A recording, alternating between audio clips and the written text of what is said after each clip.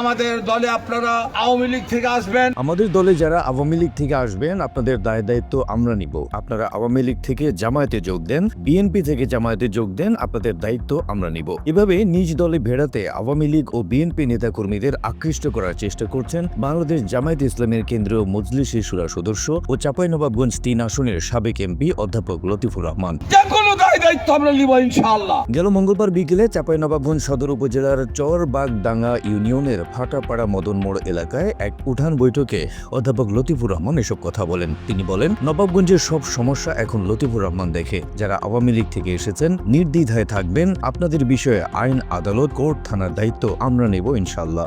নবাবগঞ্জের সমগ্র সমস্যা এখন লতিফুর রহমান দেখে।